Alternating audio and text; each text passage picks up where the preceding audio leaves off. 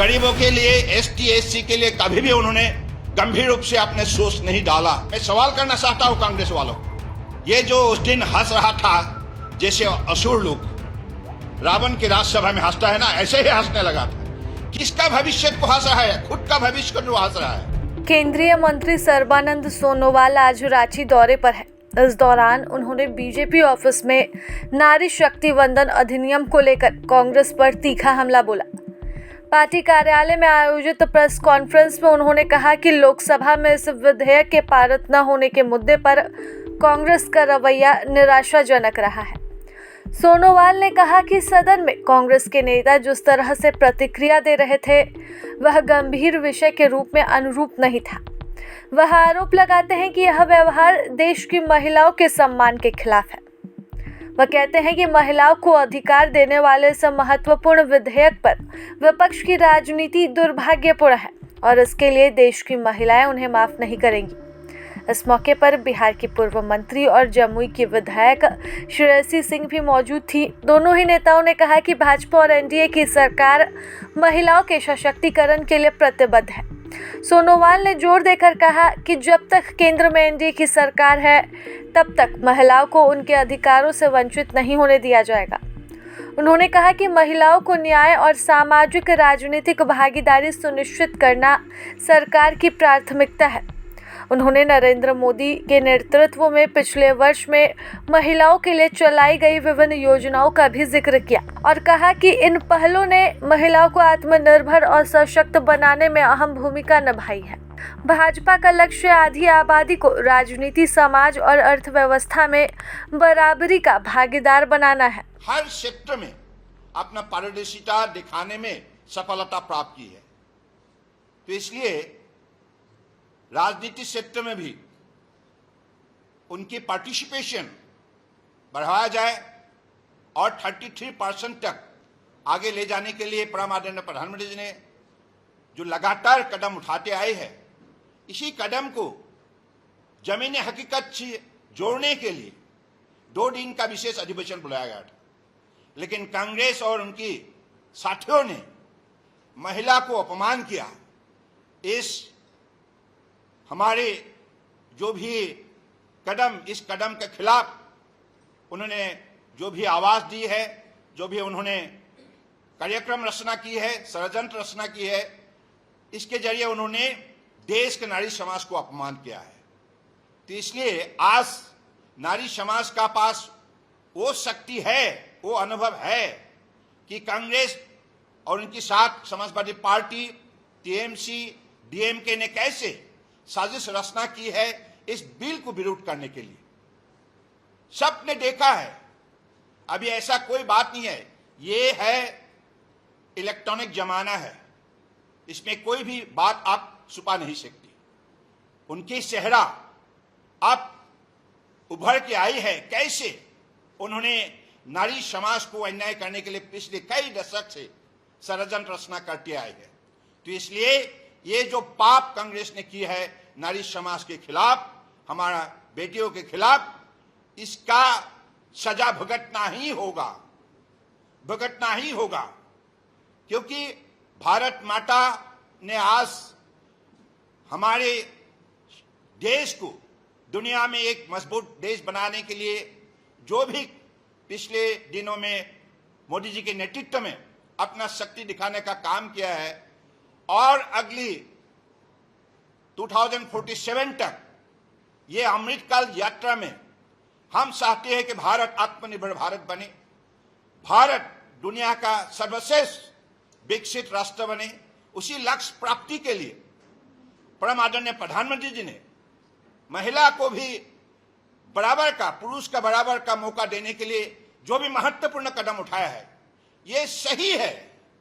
क्योंकि आज जैसे सर जी ने कहा कि देश की आबादी बढ़ चुका है, अभी 52 करोड़ से आप लेकर 140 करोड़ तक, अब तक महिला का पार्टिसिपेशन असेंबली और पार्लियामेंट में सिर्फ 13% ही है। उसको आगे बढ़ाना ही होगा ये नियम के मुताबिक, क्योंकि आप महिला का खिलाफ आप ऐसे नाइंसाफी नहीं कर सकते।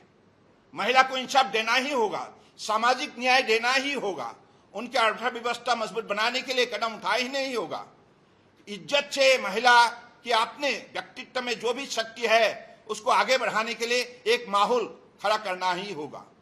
तो मुझे लगता है कि आज परम आदरणीय प्रधानमंत्री जी ने जो भी कदम उठाया है, इस कदम के लिए मैं मानता हूं आज कांग्रेस बाकी उनकी साथ में रहे हुए जो भी दल कितना विरोध क्यों ना करे, लेकिन भारत का महिला समाज हमेशा परम आदरणीय प्रधानमंत्री जी को विश्वास करते हैं, क्योंकि पिछले 12 साल में उन्होंने ये बात साबित किया है कि महिला को अगर पुरुष का बराबर की उनको अगर मौका दिया जाए तो महिलाओं ने भी देश को आगे बढ़ाने के लिए इतना ही योगदान दे सकते हैं जैसे पुरुष दे सकते हैं। जैसे अंतरिक्ष आप अनुसंधान में हो, या आप शिपिंग सेक्टर में हो, या टेक्नोलॉजी सेक्टर में हो, या खेल के दुनिया में हो, या कृषि सेक्टर में हो, या एंटरप्रेन्योरशिप में हो, या स्टार्टअप में हो, डिजिटल इंडिया में हो, हर सेक्टर में आज पिछले 12 साल में मोदी जी के नेतृत्व में महिलाओं ने जो सफलता प्राप्त की है, ये हर भारतीय को गौरव महसूस कराती है। तो इसलिए मैं मानता हूं कांग्रेस ने जो पाप किया है, इस पाप का सजा भुगतना ही होगा। ये हमेशा महिला को आगे बढ़ाने के सिलसिले में जो भी बयान देते हैं, उनका निर्णय सीमित रहता है इंदिरा गांधी से प्रियंका गांधी और सोनिया गांधी तक, वो और बाकी महिला को कभी नहीं देख सकते। लेकिन परम आदरणीय प्रधानमंत्री जी ने एक गरीब परिवार से आते हुए एक इंसान होने के नाते उन्होंने हमेशा एक सेवक के नाते उन्होंने जो भी सेवा की है, इसके वजह से आज हर प्रदेश में, हर ग्रामीण क्षेत्र में, हर समुदाय की महिलाओं को जिस हिसाब से आगे बढ़ने के लिए उन्होंने मौका दी है, उनके अर्थव्यवस्था को मजबूत बनाने के लिए और उनके परिवार को सही संभालने के लिए, उपार्जन के लिए जो भी रास्ता दी है, तो मुझे लगता है कि इसके वजह से आज देश दुनिया का सबसे बड़े चौथा अर्थव्यवस्था के रूप में अपना पहचान बनाने में सफलता प्राप्त की है। और अगली 2029 तक हम दुनिया का तीसरी अर्थव्यवस्था बनने जा रहा है। तो आज मैं तो पत्रकार बंधुओं को ही कहना चाहता हूं, ये झारखंड मुझे बताया गया है, इसमें महिला के खिलाफ कितना अत्याचार की गई है। सरकार है लेकिन सरकार का कोई काम नहीं। यहां महिला का इज्जत बचाने में सरकार विफल हुई है। ये कांग्रेस का साथ जितना भी पार्टी है, ये पार्टी कभी महिला को इज्जत नहीं करती, क्योंकि पिछले मुझे 6 साल के अंदर 10,000 बलात्कार का केस रजिस्टर की गई है। मुझे जो बताया है यहाँ के प्रतिनिधियों ने, कितने दुखजनक बात है। कहां गया उन लोगों को महिला को बचाने का नीति? कहां गया महिला को इज्जत देने का उनका परंपरा? कुछ परंपरा नहीं है। वो हमेशा अपने गद्दी बचाने के लिए, वो अपने गद्दी को मजबूत बनाने के लिए वो लगे हुए हैं। महिला की जो भी हालत है, इस हालत को सुधारने के लिए वो कभी भी सहमत नहीं है। लेकिन दूसरी तरफ बीजेपी और एनडीए हमेशा महिलाओं की इज्जत के लिए हमेशा उन्होंने लड़ाई लड़ी और स्वाभिमान से जीने के लिए एक बड़े मजबूत एक हमारे लोकतंत्र की एक माहौल खड़ा करने में सफलता प्राप्त की है। तो मैं तो चाहता हूं पत्रकार बंधु, ये आपका भी जिम्मेदारी है, सिर्फ हमारा नहीं। मैं बीजेपी का एक वरिष्ठ कार्यकर्ता होने के नाते ये बात नहीं बोल रहा हूं, देश के एक नागरिक होने के नाते बोल रहा हूं, क्योंकि हमने देखी है अरुणाचल हो या मिजोरम हो या असम हो, हर प्रदेश, यहाँ झारखंड हो या कश्मीर हो, गुजरात हो या तमिलनाडु हो, केरल हो, हर प्रदेश में हम चाहते हैं हर परिवार की महिला, हमारे बेटियों को आगे बढ़ने के लिए मौका मिले। आगे बढ़ने के लिए अगर मौका हम नहीं देंगे तो कौन देगा? हमारा ये जिम्मेदारी बनता है। हम सिर्फ भाषण देने से नहीं होगा। आज कांग्रेस ने जो षड्यंत्र की है, जो साजिश रचना की है, उनकी गठबंधन के साथ मिलकर इस बिल का विरुद्ध में जैसे हंसने लगा है, ये अपने भविष्य को हंस रहा है। ये महिला को कोई भी नुकसान नहीं पहुंचा सकता, क्योंकि बीजेपी जब तक है, एनडीए जब तक है, महिला हमेशा सुरक्षित है, हमेशा सुरक्षित रहेगा। महिला का शिक्षा हो, महिला का अर्थव्यवस्था हो, महिला का रोजगार हो, महिला का उपार्जन हो। आज महिला को परम आदरणीय प्रधानमंत्री जी ने लक्ष्य की है कि लाखपति दीदी हमें बनाना होगा। कभी कांग्रेस ने ऐसा सोच, ऐसा नीति अपनाने में पिछले 7 दशक मतलब उन्होंने राज किया, इसके बीच में कभी ऐसा महत्वपूर्ण नीति अपनाने का, उनके शक्ति दिखाने का काम किया है? कभी भी नहीं किया है। क्योंकि उन्होंने कभी भी गरीबों के लिए, एसटी एससी के लिए कभी भी उन्होंने गंभीर रूप से अपने सोच नहीं डाला अपने कार्यक्रम में। सिर्फ अपना खानदान को कैसे सुरक्षित किया जाए, इस विषय पर वो लगे रहे। तो मैं चाहता हूं कि हमारे इस विषय पर महिला समाज को चिंतित नहीं होना चाहिए, क्योंकि जब तक बीजेपी है, मोदी जी है, हमारे नेता, हमारे आदर्शवादी नेता, दुनिया का सबसे सफल नेता, तब तक देश का महिला हमेशा सुरक्षित है और उनको आगे बढ़ाने का काम हमेशा हम निरंतर करते रहेंगे। कांग्रेस और बाकी उनके जो भी साथी दल सब ध्वस्त हो जाएगा। Thank you.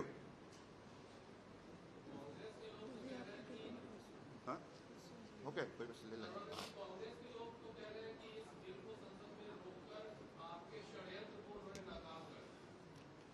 कैसे? क्योंकि महिला को हमने क्या अधिकार देना नहीं चाहिए? अभी जो पॉपुलेशन 140 करोड़ और उनके लिए हमने व्यवस्था क्या रखा है? कांग्रेस ने कभी चिंता किया है? अभी भी 13% में है। ये नाइंसाफी है कि नहीं? मैं सवाल करना चाहता हूं कांग्रेस वालों को, क्यों चुप बैठा है आप लोग? कहां भाग गए आप लोग?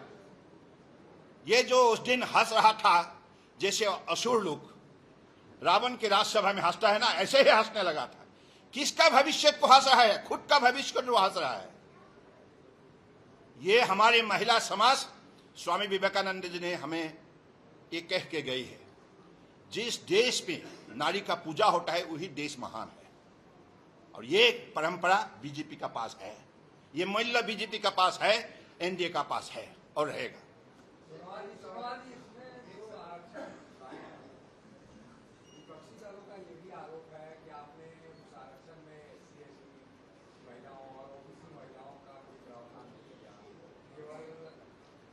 ये तो स्वाभाविक रूप से हम आगे बढ़ेगा, क्योंकि नहीं, ये स्वाभाविक रूप से आगे बढ़ेगा। एसटी एससी का ऐसा नहीं है, एसटी एससी नहीं है, सबके लिए बढ़ेगा। ये सबके लिए इंसाफ है, सबके लिए। क्या आरक्षण के अंदर जो महिलाओं के आरक्षण है, उसके अंदर जो सब होता है एससी का, ये स्वाभाविक रूप से बढ़ता है भाई। ये ऐसा नहीं है, डिस्क्रिमिनेशन नहीं होता है। एसटी एससी का लिए जो भी व्यवस्था है, ये अगर बाकी बढ़ेगा तो ये स्वाभाविक रूप से बढ़ेगा, उसी हिसाब से बढ़ेगा, नाइंसाफी नहीं होगा। 33% के अंदर एसटी एससी भी शामिल किया गया। सब शामिल है। यही संवैधानिक रूप से सही अधिकार है और उस अधिकार के साथ ही वो बिल लाया गया। डिस्क्रिमिनेशन नहीं होता भाई। साथियों देखिए, विपक्ष के जो लोग हैं, जब नारी शक्ति वंदन अधिनियम 2023 में लाया गया था, तब तो 2024 में लाभ लेने के लिए समर्थन कर दिया। अब जब वाकई में धरातल पर उतारने का समय आ गया है, जबकि जनगणना का काम शुरू हो गया है, जब परिसीमन होना चाहिए और एक पूरक के रूप में अगर ये 33% महिला आरक्षण भी शामिल हो जाता 2029 के चुनाव तक, तो ये वाकई में पूरे भारत के लिए जीत होती, सभी महिलाओं के लिए जीत होती। लेकिन आधी आबादी का नारा देना जानते हैं ये कांग्रेस और इंडिया अलायंस वाले, लेकिन आधी आबादी को सच्चाई में तब्दील करना नहीं जानते।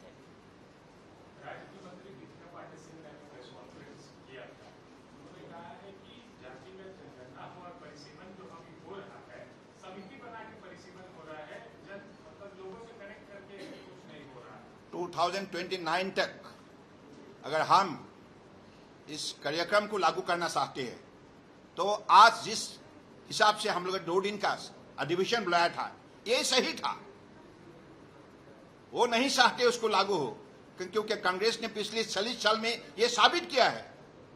शायद 2000 आप देवेगौड़ा के समय में वो भी बिल लाया था, वाजपेयी जी ने कई बार बिल लाया।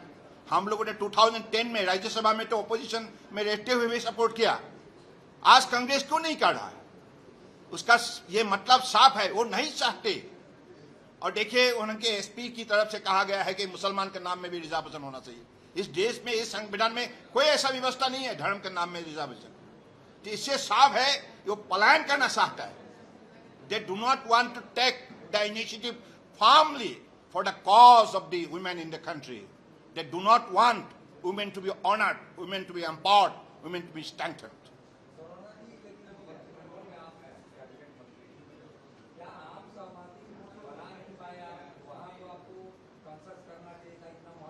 देखिए, आप देखिए, चुनाव के समय में आप बिल ला रहे थे, बीच चुनाव में उनका जो आरोप है, और उनका कहना था आपने कंसेस भी नहीं लिया।